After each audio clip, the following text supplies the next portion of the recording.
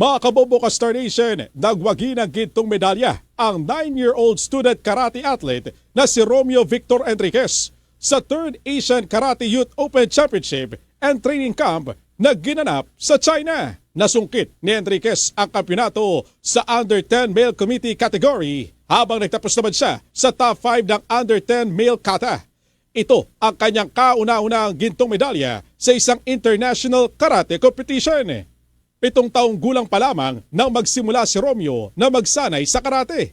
Sa eksklusibong panayam ng 102.7 Star FM Manila sa Batang Atleta, ibinahagi ni Enriquez ang kanyang ilang buwang puspusang paghahanda bago ang torneo.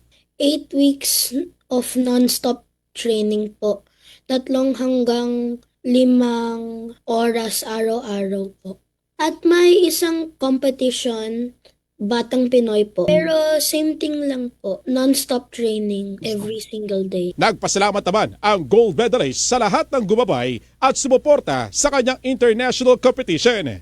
Nanay at tatay ko at kay Jack po, yung brother po. Masaya po sila. They're proud of me daw. Thank you for supporting me and believing in me. Salamat sa dasal, Sensei Engine and Miss Angel, nanay at tatay ko, at kay Jack, Team Fast, yung mga teammates ko po. Target naman ng Bata Karateka na muling masungkit ang tagumpay sa Batang Pinoy Competition sa darating na Disyembre. At yan ang ating balitang sports mula rito sa 102.7 Star FM Manila. Nagulat, Star DJ Antonio Labana, and this is Mobo Radio Philippines, the #1 radio network in the country. Your trusted source of news and information. Basta Radio Bombo!